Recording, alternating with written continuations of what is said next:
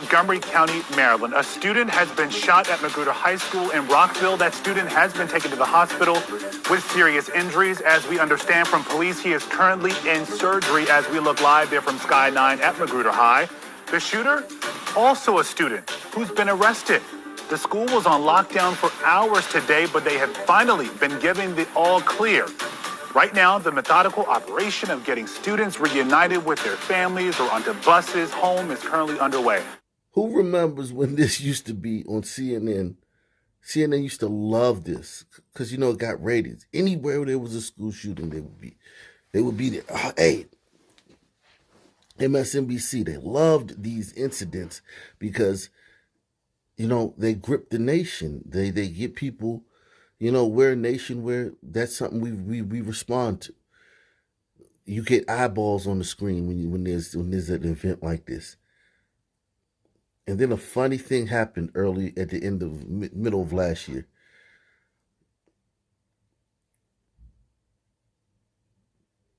Well, the end of last year.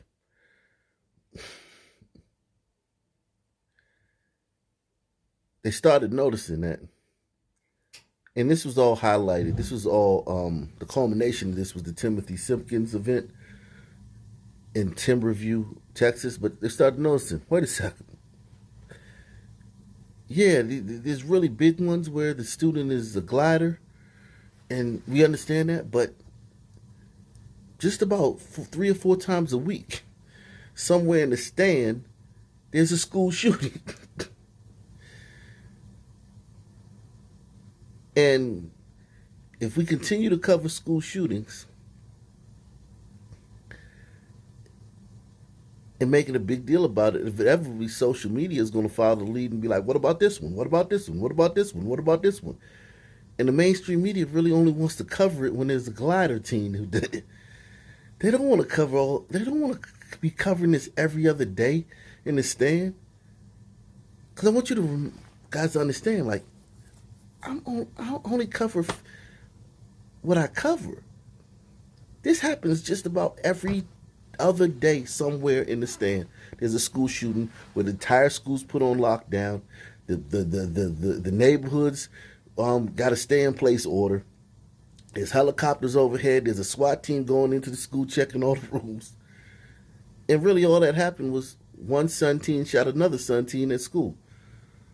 There's no active shooter, no big thing like that, but it's still a school shooting.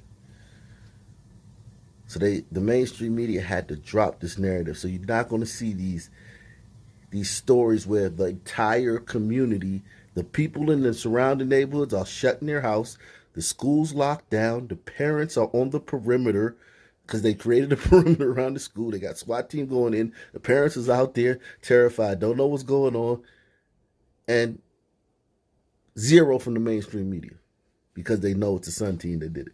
Now, the methodical operation of getting students reunited with their families or onto buses home is currently underway. Our Tom Dempsey joins us live from outside of that school. And Tom, we just heard from police and school leaders. What more are you learning at this hour? Well, Lorenzo, we've actually been standing outside of Magruder High School for the last hour or so. We've been seeing small groups of students leaving this school, finally being able to see their parents. But as you just said, we heard from investigators also a short time ago. And we know one student was seriously injured after being shot inside the high school earlier today. And that student was found inside the bathroom. And we now know that one student is now in police custody in connection to all of this, and they were found inside the school when law enforcement rushed to this scene. Again, it's been a very eventful day here at Magruder High School. Still lots of law enforcement out here.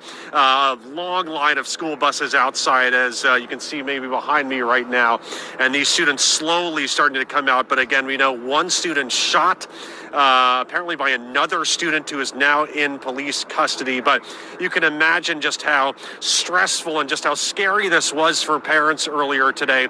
We spoke to some mothers and fathers who were connecting with their children throughout the day via text and phone, hearing from their children about being huddled underneath desks, some of them inside of closets as this was unfolding. We spoke to another parent, and I believe we have that soundbite ready to go. If we can roll that, just some of the details we heard from parents.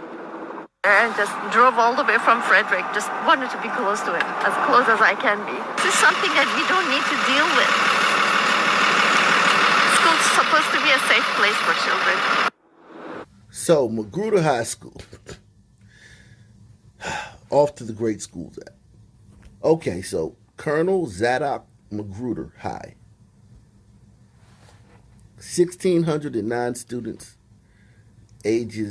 grades 9 through 12, located in Rockville, Maryland, the DMV.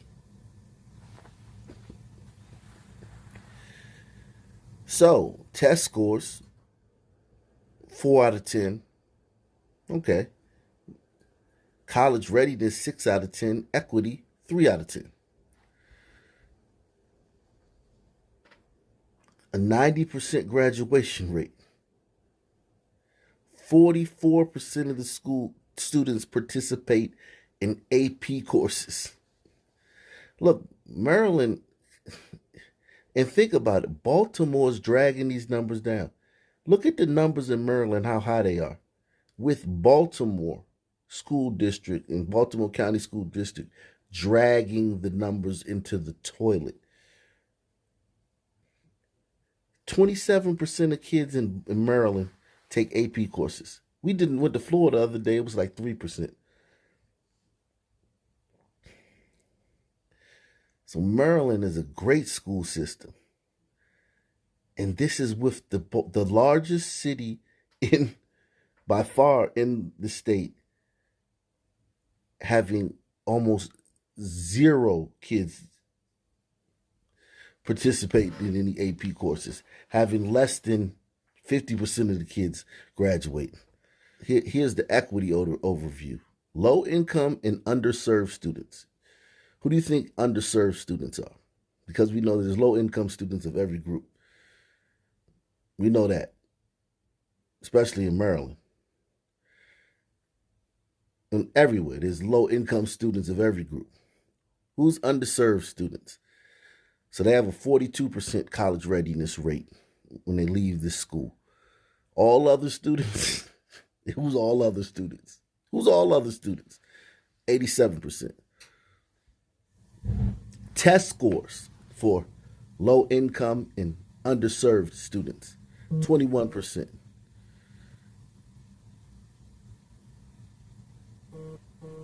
All other students, 63. So this school is 39% hombrito. Oh, hombritos.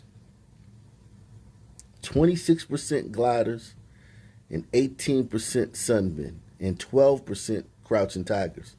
So this is a very, very diverse school. Wow. Something that we don't need to deal with. School's supposed to be a safe place for children. And that woman just shaken, as you can imagine, with her daughter, I believe, stuck inside the school earlier today. Again, just to recap, Magruder High School here in Rockville, still a very busy scene. But hours ago, this shooting took place inside the school. One student injured, taken to the hospital where they underwent surgery. And now another student in police custody connected to this case.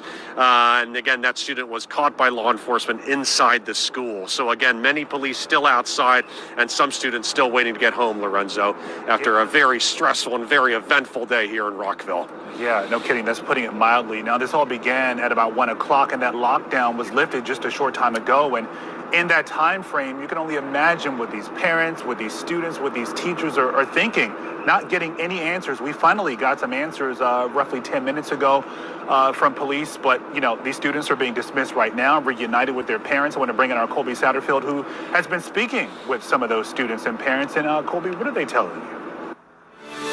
Yeah, Lorenzo, you're talking about the anxiety some of these parents felt. First, they had the anxiety of not knowing what was going on inside the school. And now the parents I've been talking with in the last few hours or so are telling me the anxiety of getting their child out of the school. You can see the buses that Tom was referencing here all lined up waiting to pick up students. The bus riders will be picked up first, and then the parents can have a chance to pick their kids up. Take a look down this side street here. You can see all of these flashing lights that go down this side, and then they're even in parking lots spots off the side. Those are all parents waiting to pick their children up. Of the parents that I've talked to, they tell me this whole situation has been terrifying.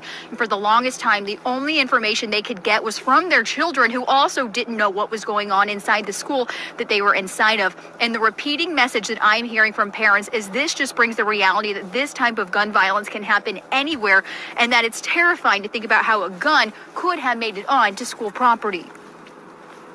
So everyone is just, having an ordinary day. So it's just so scary that something like this can happen any day and we will not be the wiser. Until the situation has escalated, it could have been worse. The school district sent out a message that they would start picking children up children could leave from 5 to 6. We've seen those buses sit idling and the parents haven't moved yet. Parents anxiously waiting to finally get their children and hug them after what has just been a really horrific day. Lorenzo?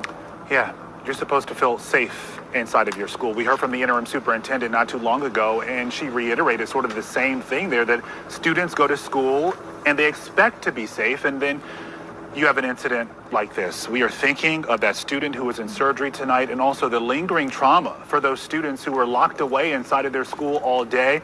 School leaders say a crisis management team will be at that school tomorrow to help these students, their parents, and teachers process everything that unfolded there. Colby, thank you so much. And Suspected shooter appeared in court for a bond hearing earlier today. He's Stephen Alston Jr. He is the one accused of shooting another student inside the high school there. Yeah, Bruce Leshan was at the hearing listening in and joins us live outside the courthouse in Rockville. And Bruce, we also learned a lot more about the suspect victim and how this all went down at that hearing earlier today, right? Yeah, Lorenzo, really shocking new details. But the most important thing, I think, to share with the community is really that we learned, according to prosecutors, as you mentioned, that this 15-year-old who was shot in the bathroom is still fighting for his life in critical condition. Is there anything you guys want to say? What's we want to say? Mind your mother business, bitch. Members of the 17-year-old suspect's family screaming, cursing, and making bizarre gestures at reporters after the hearing at district court in Rockville. She's twerking at the cameras. I think that's the mother. The mom is twerking at the cameras after cursing out the news reporters. Okay, so that boy never had a chance, man. That boy never had a chance. But thank God he went to that school. That's a decent school, man. That's not a bad school. Maybe that's just the public school for his area. Wow.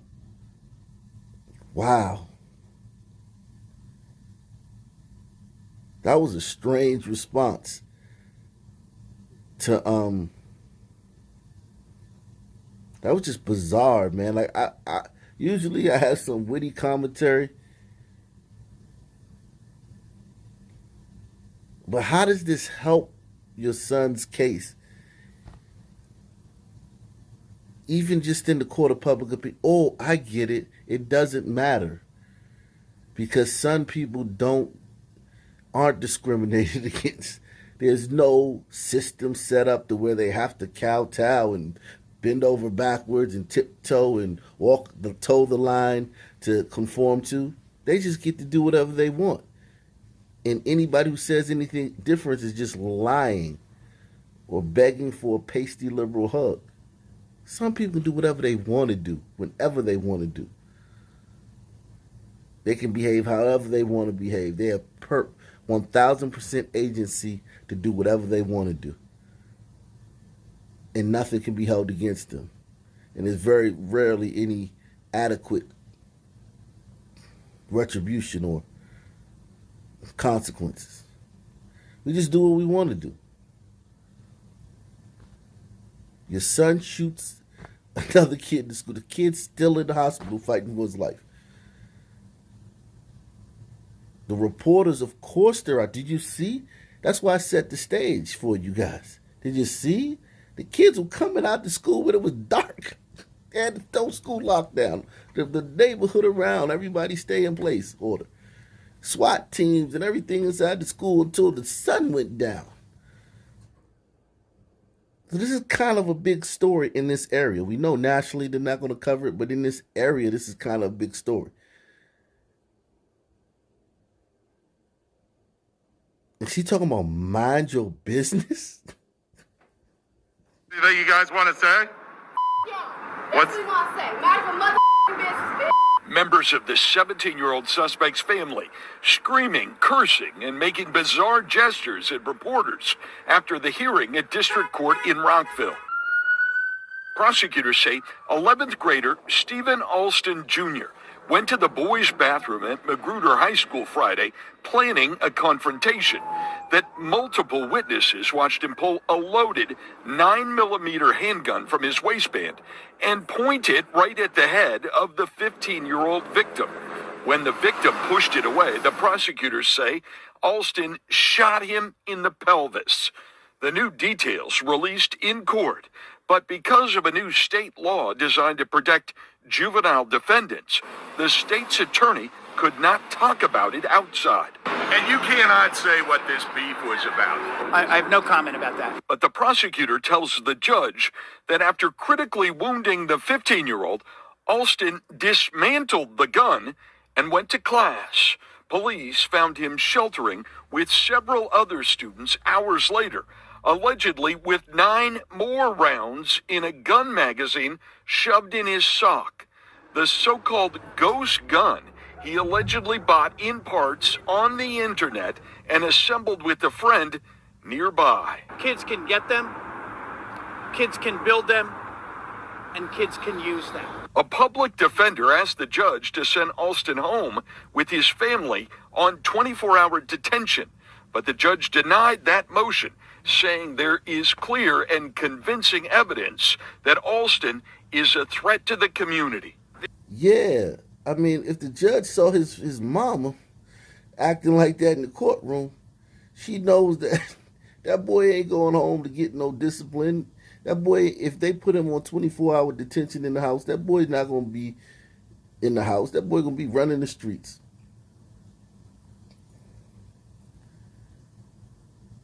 The mama's not going to keep him in the house. So yeah, the judge, who knows what that woman did in the courtroom? Who knows what she did in that courtroom? I wouldn't put it past her to have acted like that inside the courtroom. Now, we won't be able to see because they're not going to let cameras inside the courtroom for a juvenile, but I wouldn't be surprised if she acted a fool in that courtroom. Hit one if you agree with that, if you think she acted a fool in that courtroom. Because nowadays, they give son men all types of leniency. And this is a son teen. He would have definitely gotten a bond. He would have definitely gotten released on some kind of supervision. There's no way they wouldn't release a son teen nowadays, because with all the, racism, criminal justice reform and all that stuff.